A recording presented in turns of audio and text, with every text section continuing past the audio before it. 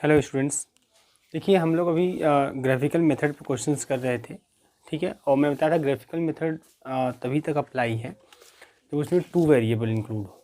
अगर more than 2 variable होंगे तो उसे हम सिंप्लेक्स, हाँ 2 वेरिएबल वाले भी एलपीपी को आप सिंप्लेक्स से सॉल्व। अब मैं जो मेथड डिस्कस करने जा रहा हूँ वह है सिंप्लेक्स मेथड, ठीक है। तो ग्राफिकल से हम केवल 2 वेरिएबल, जो 2 वेरिएबल के लीनियर प्रोग्रामिंग प्रॉब्लम होते हैं ग्राफिकल से केवल वे ही सॉल्व होते हैं। अगर मोर देन 2 वेरिएबल को हो जाएंगे तो हम उसे ग्राफिकल से सॉल्व नहीं कर सकते। तो उसे हम किससे सॉल्व करेंगे? सिंप्लेक्स मेथड से।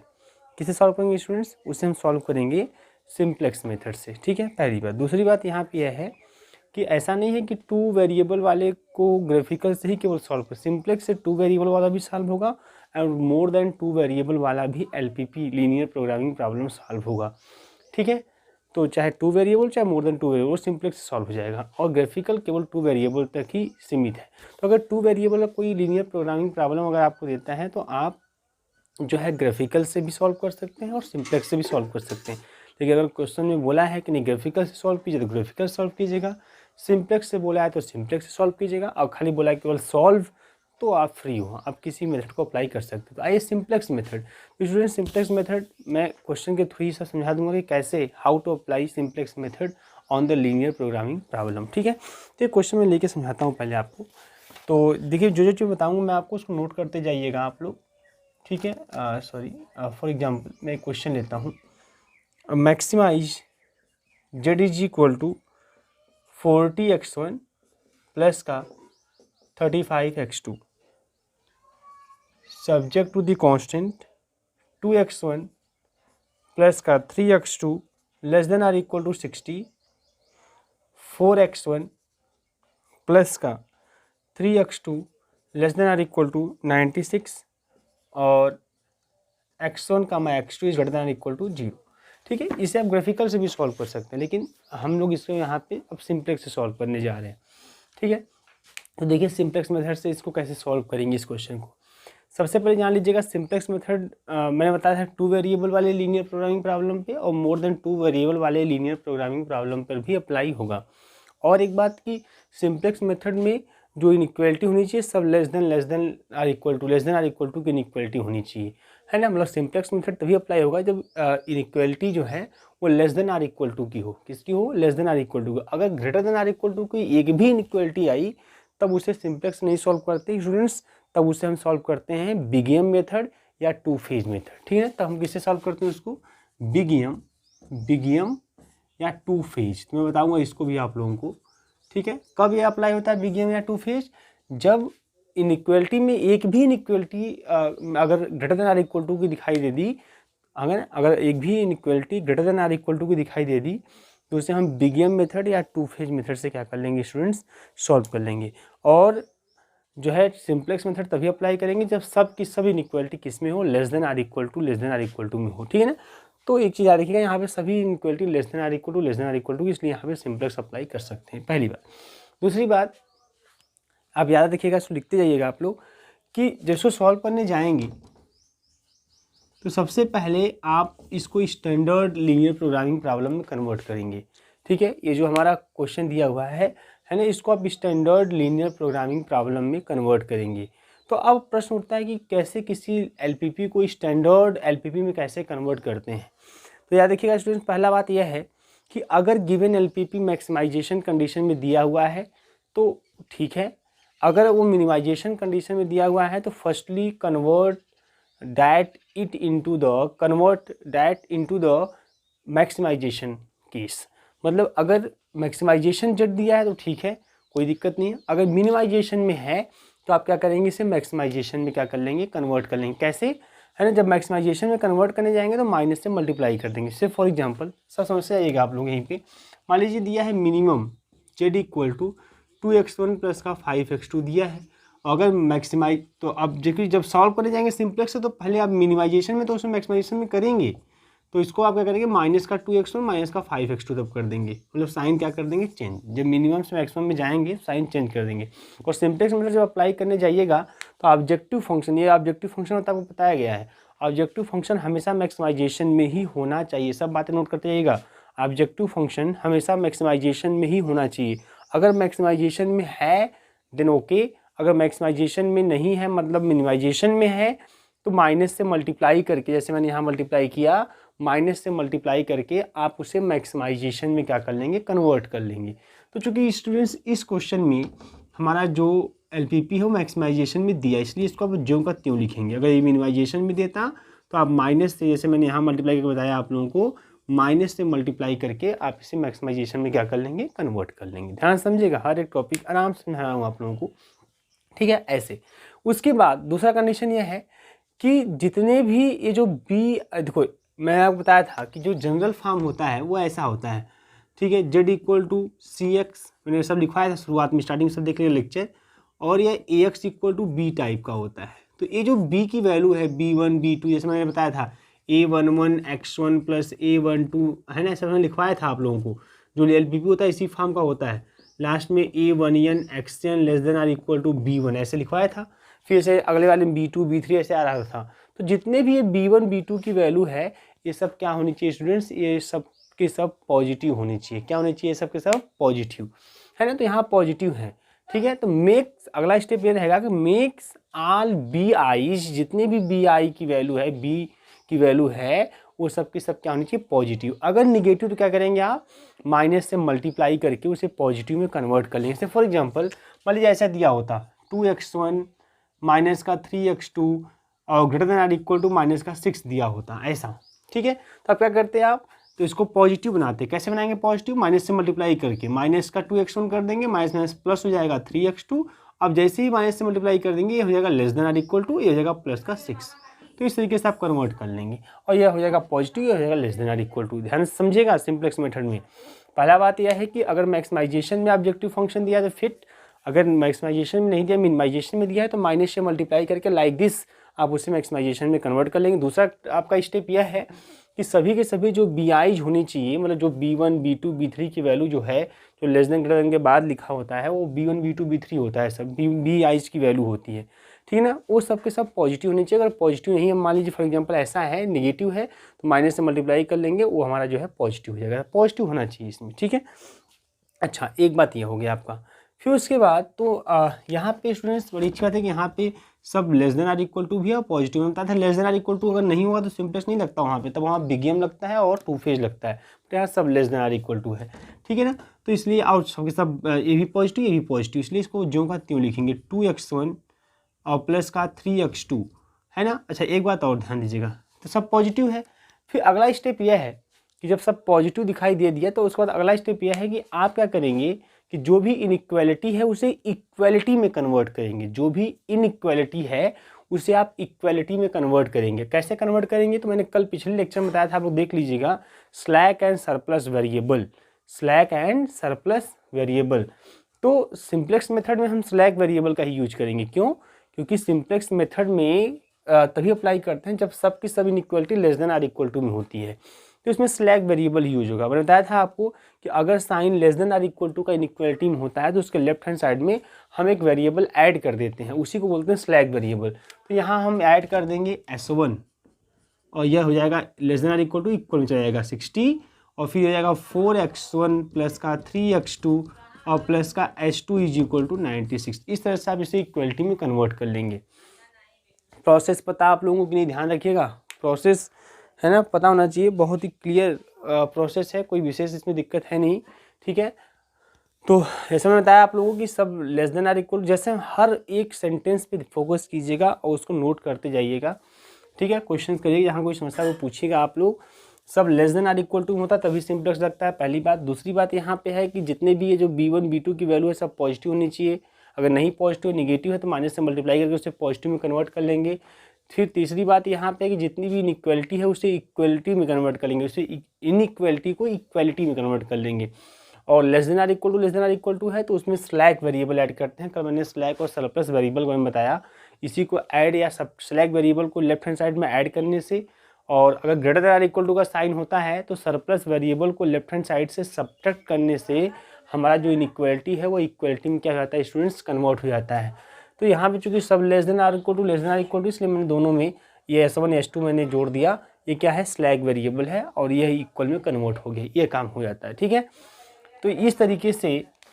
अच्छा एक बात और मैं इसको डालता हूँ, एक बात और कि यहाँ पर प्लस और लिख देंगे प्लस, तो चूंकि देखिए x1 x2 s1 s2 इसमें नहीं है तो 0 s1 लिख देंगे और प्लस का 0 s2। स्टैंडर्ड फॉर्म तो कैसे लिखा जाता है पूरा, जो भी स्लैग या सरप्लस वेरिएबल ऐड करेंगे उसको 0 s1 0 s2 0 s3 करके आगे लिख देंगे आप।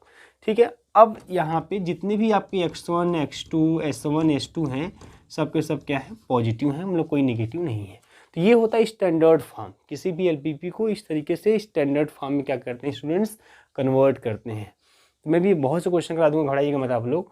पहले हर एक क्वेश्चन को मैं जिस तरह से बता रहा हूँ, जो भी सेंटेंस बता रहा हूँ उसको एकदम बाकायदा उसको नोट करते जाइएगा, कहीं समस्या हो तो उसको पूछिएगा। ठीक है, और ज़रूर आप हम जो भी प्रॉब्लम होगा आप शेयर कीजिएगा, मैं अगले लेक्चर में उसको कवर कर लूँगा और कई क्वेश्चन मैं कराऊंगा इस पर आप लोगों को, ताकि कोई समस्या आपको ना हो। ठीक है स्टूडेंट्स, तो इस तरीके से ऐसे कन्वर्ट स्टैंडर्ड फॉर्म हो जाता है। अब क्या करते हैं, अब बनाते हैं सिंप्लेक्स टेबल। क्या बनाते हैं स्टूडेंट्स, सिंप्लेक्स टेबल। आइए देखिए सिंप्लेक्स टेबल कैसे बनाते हैं, ध्यान रखिएगा आप। सिंप्लेक्स टेबल और कैसे कैसे बनाते हैं सब ध्यान रखिएगा। तो सिंप्लेक्स टेबल, तो पहला सिंप्लेक्स टेबल बनाते हैं। देखो सिंप्लेक्स टेबल कैसे बनता है, पहले लिखते हैं स्टूडेंट्स, पहले वाले कॉलम बनाते हैं उसमें लिखते हैं बी, फिर दूसरे वाले कॉलम लिखते हैं सी बी, तीसरे वाले कॉलम लिखते हैं एक्स बी, फिर लिखते हैं x1, मतलब यहाँ से आते हैं, फिर लिखते हैं x2, फिर s1, फिर s2 minimum xb upon xi, ऐसे लिखते हैं। ठीक है, b लिखते हैं, cb लिखते हैं, xb लिखते हैं, सब में लिखते हैं। फिर उसके बाद देखते हैं कौन कौन से वेरिएबल है, x1 x2 s1 s2, तो x1 x2 s1 s2 लिख देते हैं। फिर लिखते हैं मिनिमम xb अपान xi। ठीक है, तो ये और स्टार्टिंग के 3 ये तो कंपलसरी हर टेबल में दिखाई देंगे, है ना, हर एक क्वेश्चन में दिखाई देंगे। और ये क्वेश्चन के अकॉर्डिंग चेंज होते रहेंगे, मतलब क्वेश्चन हो सकता है 3 वेरिएबल हो तो x1 x2 x3 हो जाएगा, 3 वेरिएबल होंगे तो 3 स्लैग वेरिएबल या सरप्लस जो भी यूज होंगे तो वो s1 s2 s3 करके हो जाएंगे, ऐसे लिखा जाता है स्टूडेंट्स। फिर इसके बाद क्या करते हैं, यहाँ लिखते हैं CG। क्या लिखते हैं, CG।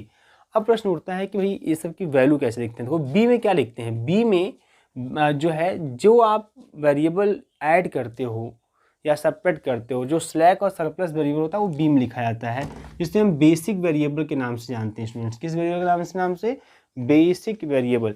देखो ये जो स्टूडेंट्स याद रखिएगा, जो क्वेश्चन में वेरिएबल दिया हुआ है x1 x2 उसे हम बोलते हैं नॉन बेसिक वेरिएबल। सब बातें नोट करते जाइएगा, जो क्वेश्चन में x1 x2 दिया होता है उसे बोलते हैं नॉन बेसिक वेरिएबल, और जो बाद में आप वेरिएबल यूज करते हो उसे क्या बोलते हैं, basic variable. Here s1 s2 is the basic variable. तो यहाँ आप लिखेंगे s1 और s2। ठीक है, ये काम ध्यान समझिएगा क्या प्रोसेस है लिखने का, s1 s2। फिर cb, c मतलब coefficient of basic variable, cb मतलब कोफिशिएंट। देखो मैंने बताया था z इक्वल टू cx लिखते हैं, तो जब भी c की बात आएगी z के वाली लाइन में जाएंगे आप, तो cb coefficient of basic variable. ठीक है, तो एक कोफिशिएंट कहाँ देखेंगे, कहाँ से देखेंगे, यहीं से देखेंगे, z वाले से। मतलब z इक्वल टू cx होता है, जो जनरल फॉर्म एलपीपी का होता है z इक्वल टू cx। तो जब भी c की बात आएगी तो आप z वाली लाइन में ही जाएंगे स्टूडेंट्स। तो cb मतलब कोफिशिएंट ऑफ बेसिक वेरिएबल। तो इस मैक्सिमाइज z ऑब्जेक्टिव वाले फंक्शन में है ना, क्या है इसका जो है कोफिशिएंट s1 s2 का 0 0, तो यहाँ लिख देंगे आप स्टूडेंट्स 0 0। ठीक है, अब आता है कि भाई xb क्या लिखेंगे।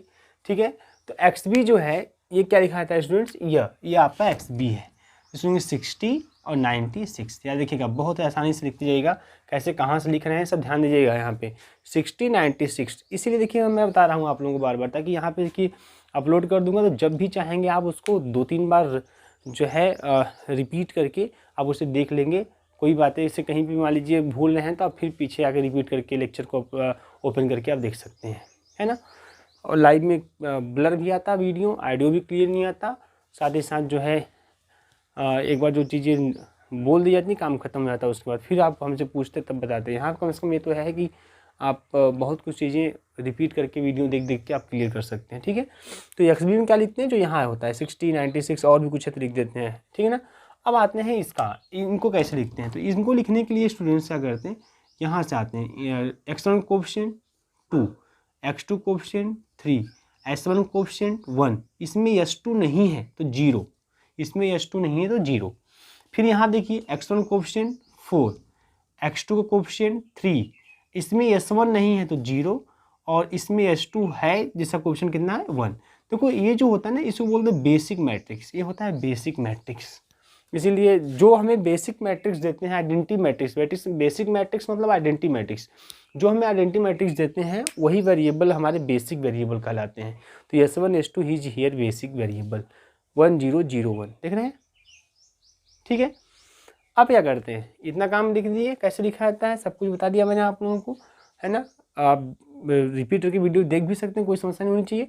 सीजे मतलब क्या है, सीजे मतलब जब भी सी की बात आएगी आप ऊपर जाएंगे तो यहाँ पे x1 का कोफिशिएंट 40 लिखेंगे, x2 का कोफिशिएंट 35 लिखेंगे, s1 का 0 और 0, ठीक है।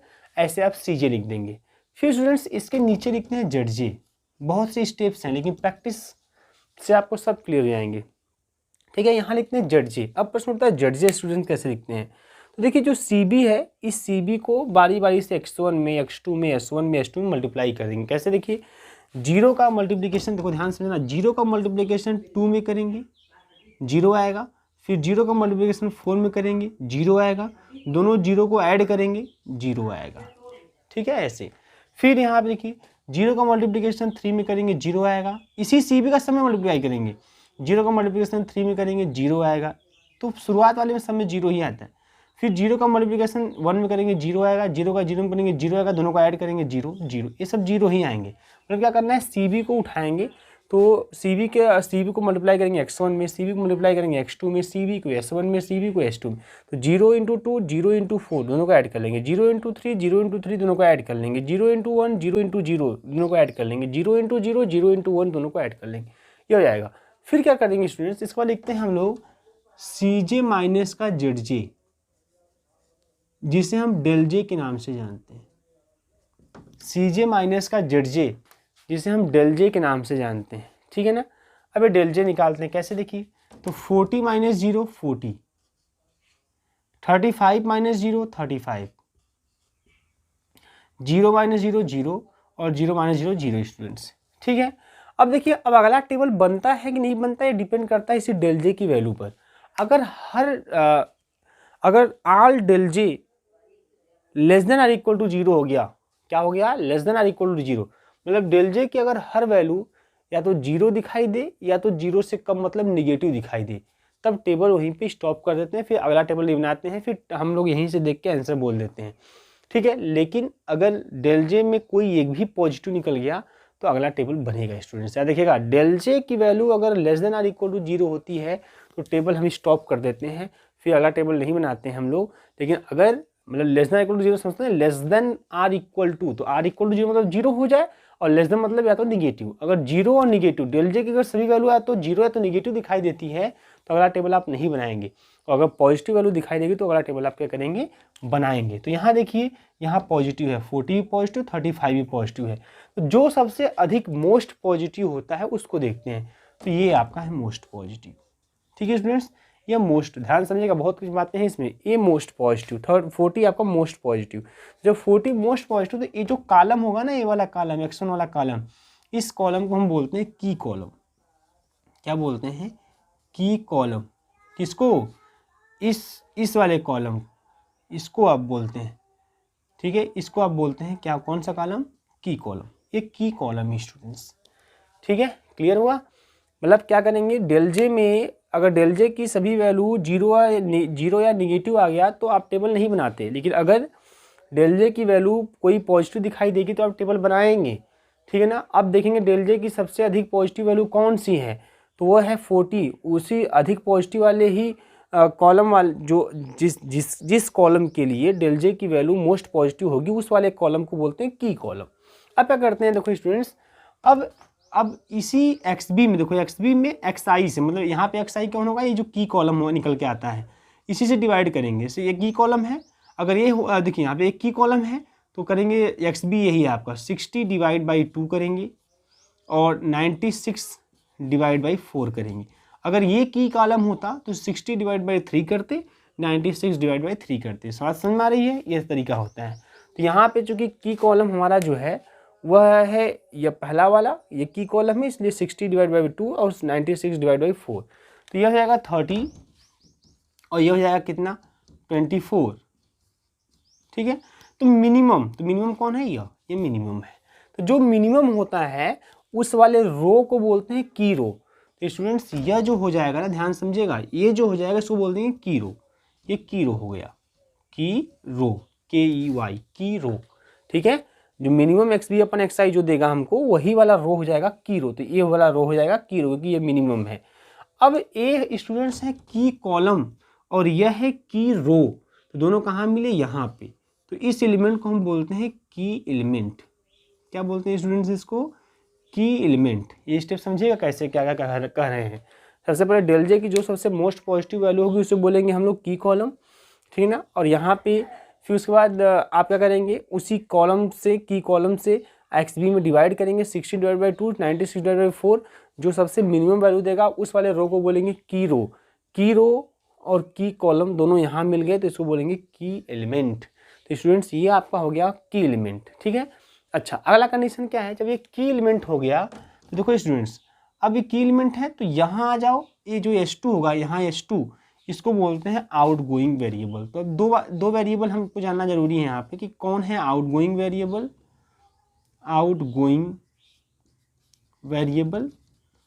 और कौन है इनकमिंग वेरिएबल,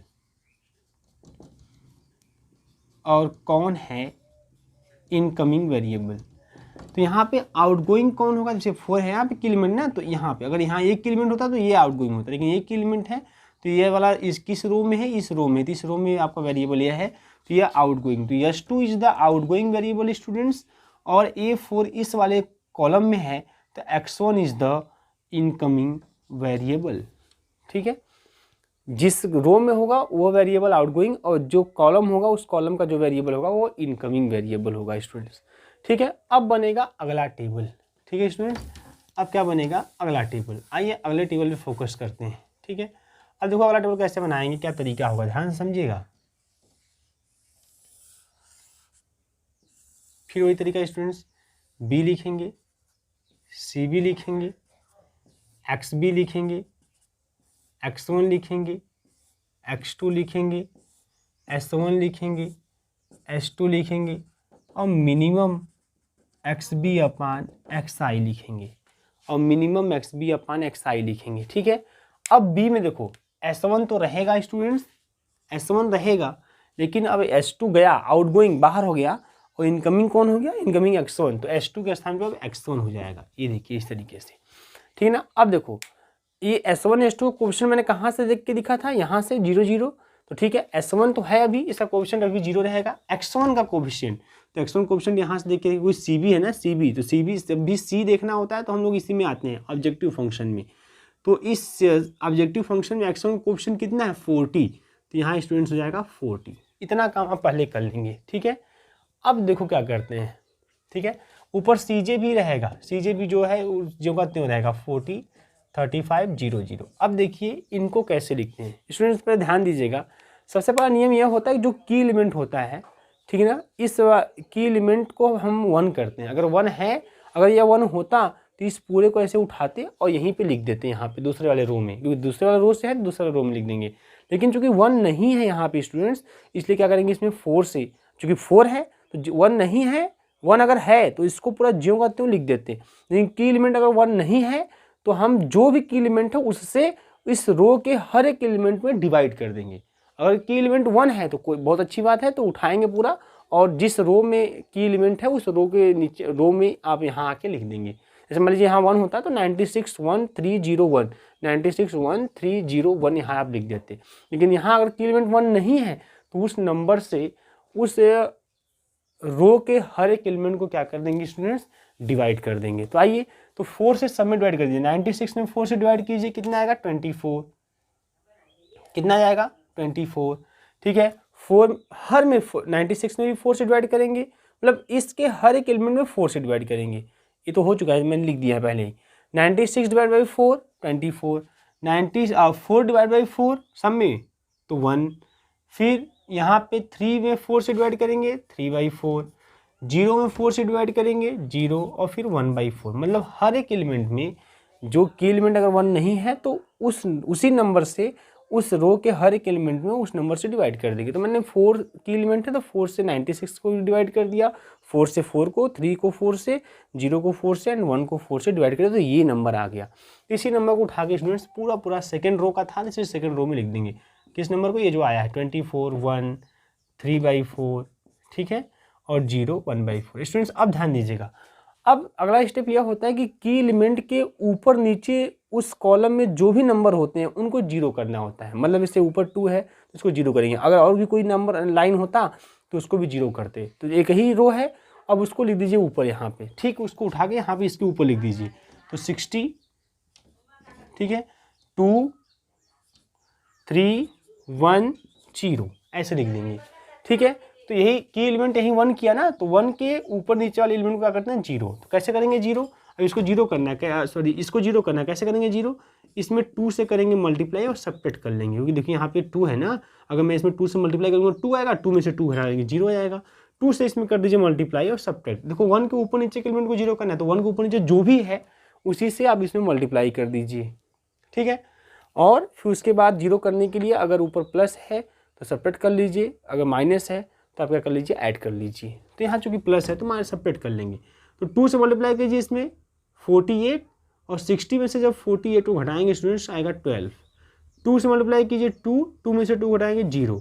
अब इसमें स्टूडेंट 2 से मल्टीप्लाई कीजिए, तो 3/4 में जब 2 से मल्टीप्लाई करेंगे तो आएगा 3/2, और जब 3 में से 3/2 घटाएंगे तो 3/2 आएगा। 2 से मल्टीप्लाई करेंगे 0 में 0 ही आएगा, तो 1 में से घटाएंगे 0 को 1 आएगा, और 2 से भी इसमें मल्टीप्लाई करेंगे तो 1/2 आएगा, और 0 में से जब 1/2 घटाएंगे तो माइनस का 1/2 आएगा। तो ये जो नंबर आया पूरा स्टूडेंट्स इसको यहाँ लिख देते हैं। ये तरीका ध्यान से रखिएगा, इसको ऐसे यहाँ लिख देते हैं, ठीक है, ऐसा। अब क्या करते हैं? अब जड़जे निकालते हैं। क्या निकालते हैं स्टूडेंट्स? जड़जे। अब जड़जे कैसे निकालते हैं बताया मैंने नियम आपको ना, कि इसी CB वाले से मल्टीप्लाई करते हैं सब में। तो 0 का 0 में 0 आएगा, लेकिन 40 का 1 में करेंगे 40 आएगा, और फिर इस 40 में 0 को ऐड करेंगे 40 ही आएगा स्टूडेंट्स। फिर देखिए 0 को इसमें मल्टीप्लाई करेंगे 0 ही आएगा, 40 को इसमें मल्टीप्लाई करेंगे तो 4 10 जा 30 आएगा। देखो 40 का इसमें मल्टीप्लाई कर लीजिए 30 आएगा, 30 और प्लस ये जो 0 है ये आपका 30 आएगा, ठीक है। ये इसमें करेंगे 0 ही आएगा, इसका इसमें करेंगे 0 हो जाएगा, तो 0 ही आने वाला। इसका इसमें कर देंगे 0 ही आएगा, और 40 का 1/4 में करेंगे 10 आएगा, 10 को इस 0 में ऐड कर देंगे तो 10 ही आएगा, ऐसे। फिर स्टूडेंट डेल जे निकालेंगे। क्या निकालेंगे? डेल जे, जो क्या होता है? जो कि CJ माइनस का ZJ होता है। डेल जे निकालेंगे जो कि क्या होता है? CJ माइनस का ZJ। तो 40 माइनस 40 0, 35 माइनस 35 0, एंड माइनस का 10। मैंने बोला अगर सभी डेल जे की value less than are equal to 0 आ गई, अगर सभी डेल जे की value less than are equal to 0 आ गई तो टेबल स्टॉप। लेकिन अगर कोई भी पॉजिटिव आ गया तो अगला टेबल बनेगा। तो देखिए इसमें कोई पॉजिटिव है, हाँ 5 पॉजिटिव है, इसलिए अगला टेबल बनेगा, ठीक है स्टूडेंट्स। आइए फिर से देखिए, अब समझिएगा इसमें। अच्छा एक चीज़ और है इसमें, आप जान लीजिए, चूँकि 5 इसमें पॉजिटिव जो है, अगर मोर देन 1 पॉजिटिव है तो सबसे अधिक पॉजिटिव वाले को लेते हैं, लेकिन अगर एक ही एलिमेंट पॉजिटिव तो वही आपका जो है चूज किया जाएगा, और उस वाले कॉलम को बोलेंगे की कॉलम। तो ये वाला जो x2 वाला कॉलम है, अब x2 वाला कॉलम क्या हो जाएगा? की कॉलम। क्या हो जाएगा? की कॉलम। अब क्या करेंगे? की कॉलम से, की कॉलम जो रहता है उसी से डिवाइड करते हैं, किसको? XB को डिवाइड करते हैं। तो 12 में डिवाइड कीजिए 3/2 से, अगर ये होता तो इससे डिवाइड करते, कि 0 से भी डिवाइड नहीं करते, छोड़ देते हैं उसको, ठीक है। 12 डिवाइड बाई 3/2 स्टूडेंट्स, तो ये कितना आएगा? ये 8 आ जाएगा, सॉल्व करके देख लीजिएगा, ठीक है ना। और ये इस 2 चलाएगा ऊपर, 24 को 3 से डिवाइड करेंगे 8 आएगा। फिर उसके बाद यहाँ से 24 को डिवाइड करेंगे, XB को डिवाइड करना है, XB को डिवाइड करना है, यहाँ XI का मतलब x2 है, ठीक है। 24 को डिवाइड करेंगे 3/4 से, तो 3/4, यह 4 जाएगा स्टूडेंट्स ऊपर, है ना, और ये जब 4 जाएगा ऊपर तो आएगा 32, ये कितना आएगा? 32 स्टूडेंट्स। तो इसमें मिनिमम कौन है? ये मिनिमम है। अब ये पहला वाला रो जो रो है यह की रो है, जो पहला वाला रो है स्टूडेंट्स ये की रो। तो ये रहा की कॉलम और ये रहा की रो, दोनों कहाँ मिले? यहाँ पे। तो ए स्टूडेंट्स हो गया की एलिमेंट, ये क्या हो गया? की एलिमेंट, ये की एलिमेंट हो गया। अब की एलिमेंट वाले रो में कौन है? S1। तो S1 क्या हो जाएगा? Outgoing variable. तो जो आउटगोइंग वेरिएबल होगा, आउटगोइंग वेरिएबल, यह हो जाएगा हमारा S1, ठीक है। और ये किस कॉलम में है, X2 वाले, तो X2 वाला जो वेरिएबल होगा वो इनकमिंग, तो ये हो जाएगा इनकमिंग वेरिएबल। ये कौन हो जाएगा हमारा X2, X2 is the incoming variable students, ठीक है। अब ध्यान दो यहाँ पे, अब टेबल बनाते हैं।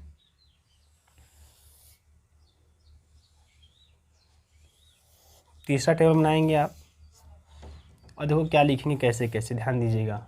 लिखेंगे B C B X B, same तरीके से लिखेंगे X1 X2 S1 S2 और minimum XB upon XI students.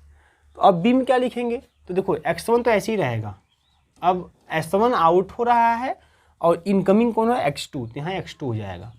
अब C की बात जब करते हैं तो Z वाले में जाते हैं, Z वाले में बताओ जो X2 का कोएफिशिएंट कितना है 35 और X1 का 40, तो जाएगा 35 और ये हो जाएगा स्टूडेंट 40। अब आ जाइए, इतना काम पहले कर लेते हैं, और ये CJ ये भी कर लेंगे आप। CJ आपका वही होगा 40 35 एंड 0 0, ठीक है, ये काम कर लेंगे आप। और अब देखिए क्या करते हैं, अब इनको लिखना है। मैंने बताया था जो की एलिमेंट है, अगर यह 1 है तो इस पूरे को उठाएंगे, पूरा यहाँ लिख देंगे, लेकिन अगर की एलिमेंट 1 नहीं है तो आप उस नंबर से उस रो के हर एक एलिमेंट को डिवाइड कर देंगे। तो 3/2 से इस रो के हर एक एलिमेंट को डिवाइड कर जाओ। जब 12 को 3/2 से डिवाइड करो, देखो कितना आया था, 8 आया था ना, तो 8 यहाँ लिख दीजिए, आप डिवाइड करके देख लीजिएगा। 0 को 3/2 से डिवाइड करेंगे स्टूडेंट 0 आएगा, ठीक है, इसको यहाँ लिख भी देते हैं 8 0, इसको ऐसे लिख देंगे। और 3/2 को 3/2 से डिवाइड करेंगे 1 आएगा, फिर 1 को 3/2 से डिवाइड करेंगे 2/3 हो जाएगा स्टूडेंट्स। और जब -1/2 को 3/2 से डिवाइड करेंगे स्टूडेंट्स तो माइनस का 1/3 हो जाएगा। कितना हो जाएगा, माइनस का 1/3 हो जाएगा स्टूडेंट्स, है ना, कर लीजिए। -1/2 को आप जब 3/2 से डिवाइड करेंगे तो -1/2 2 चला जाएगा ऊपर और 3, तो ये इससे कट जाएगा, माइनस का 1/3 हो जाएगा। अच्छा ठीक है, तो इस पूरे को यहाँ लिख देते हैं 1 2/3 माइनस का 1/3। फिर इसके बाद इस की एलिमेंट के नीचे वाले को 0 करना होता है, तो ठीक है, तो इस पूरे को लिख दीजिए ऊपर, इसके ऊपर लिखते हैं। देखो हमेशा अभी जिसको बनाया है आपने डिवाइड करके की एलिमेंट से इसको डिवाइड किया उसको लिखते हैं, फिर उसके ऊपर जिसको 0 करना होता है उसको लिख देते हैं। तो 0 किसको करना है, इस वाले को ना, मैंने बताया की एलिमेंट को ऊपर नीचे जो भी होंगे उन सबको 0 करना होगा। तो ये वाला है, तो ये वाला जिस रो में उसको लिख डालिए पूरा 40 है, सॉरी यहाँ से लिखना चालू करते हैं XB से, ठीक है, क्योंकि XCB तक तो लिख चुके हैं। 24 है, 1 है, 3/4 है और 0 है, 1/4 है।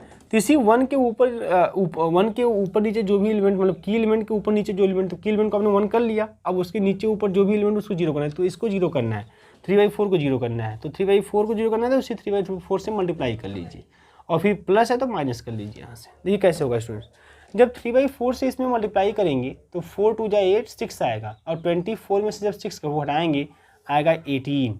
कितना आएगा स्टूडेंट्स, 18, ये आ जाएगा 18। फिर 3/4 से मल्टीप्लाई करेंगे, 0 में 0 आ जाएगा, 1 बच जाएगा हमारा, 1 में से 0 घटाएंगे 1 ही आएगा। 3/4 से मल्टीप्लाई करेंगे तो इसमें जो है स्टूडेंट्स 3/4 ही आएगा, 3/4 में से 3/4 घटाएंगे तो 0 आएगा। 3/4 से जब इसमें मल्टीप्लाई करेंगे स्टूडेंट्स तो 3 से 3 कैंसिल हो जाएगा, 2 2 4 हाफ आ जाएगा, और 0 में से हाफ घटाएंगे तो माइनस का हाफ आएगा स्टूडेंट्स। 3/4 से यहाँ मल्टीप्लाई करेंगे, है ना, तो कितना जाएगा देखिए यहाँ पे 3 से 3 कैंसिल हो जाएगा, आएगा 1/4, वो भी कितना आएगा चूँकि माइनस का आएगा, माइनस करना है प्लस, तो 1/4 प्लस 1/4 आपका हो जाएगा 1/2, ठीक है। तो इस पूरे को यहाँ लिख देंगे 18 1 0 माइनस 1/2 और प्लस 1/2, 18 1 0 माइनस 1/2 प्लस 1/2, इसको यहाँ लिख देंगे। अब करते हैं ZG, इसको मल्टीप्लाई करते हैं। 35 का 0 में करेंगे 0 आएगा, 40 का 1 में करेंगे 40 आएगा, और 0 को 40 में ऐड करेंगे 40। 35 का 1 में करेंगे 35, 40 का 0 में करेंगे 0 आएगा, तो 35 प्लस का 0 35। 35 का 2/3 में कीजिए स्टूडेंट्स, तो आएगा मल्टीप्लिकेशन करेंगे तो 70/3 जाएगा, और 40 का माइनस हाफ में कीजिए तो माइनस का 20 आ जाएगा स्टूडेंट्स, तो ये आ जाएगा कितना, मल्टीप्लाई कर लीजिए 60, तो 10/3 आएगा स्टूडेंट्स, तो ये हो जाएगा 10/3। फिर 35 का जैसे मल्टीप्लाई करेंगे तो माइनस का 35/3 हो जाएगा, और 40 के जब इसमें मल्टीप्लाई करेंगे तो 20 हो जाएगा, प्लस का 20, तो ये 20 यानी 60, 35, 25/3 हो जाएगा स्टूडेंट्स। तो ये हो जाएगा आपका 25/3। आइए अब आप डेल जे निकालेंगे। डेल जे क्या होता है, जो मैं लिखा हूँ ऊपर, सी जे माइनस जेड जे। तो 40 - 40 0, 35 - 35 0, 0 में से घटाएंगे माइनस का 10/3 आएगा, और 0 में से ये घटाएंगे माइनस का 25/3 आएगा। स्टूडेंट्स अब देखिए जितने भी डेल जे की वैल्यू है सबकी सब जीरो निगेटिव की, कोई पॉजिटिव नहीं रहा, इसलिए अब टेबल आगे नहीं बनाएंगे।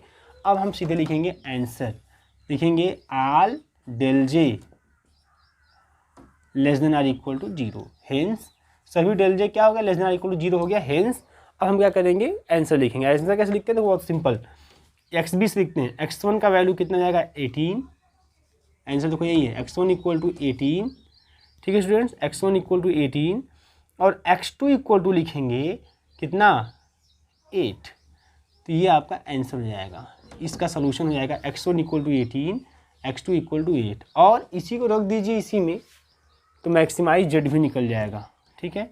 तो मैक्सिमाइज जब जेड की बात करेंगे तो ये कितना आएगा, 40 मल्टीप्लाइड बाई x1 मतलब 18 पूरा कर लीजिए, प्लस 35 मल्टीप्लाइड बाई x2 मतलब 8 मल्टीप्लाई कर लीजिए, तो 18 जो होता है 720 आ गया, प्लस और 8 से मल्टीप्लाई करेंगे 8 में से 40, 4 और 8 तरीके 24, 4 28, इसको ऐड करेंगे स्टूडेंट 0, 8 2 10, 7 2 9 1 10, 1000 आएगा पूरा। तो मैक्सिमाइज जेड की वैल्यू कितना आएगा स्टूडेंट्स 1000। ओके स्टूडेंट्स, नोट कर लीजिए इसे आप लोग, जहाँ भी समस्या होगी उसको बार बार आप रिपीट करके देखिएगा और समझने की पूरी कोशिश कीजिएगा। मैं और भी क्वेश्चंस आपको करा दूंगा, ठीक है स्टूडेंट्स। Okay, thank you. आज का लेक्चर आज इतना ही, ठीक है, अच्छे समझ लीजिएगा, थैंक यू।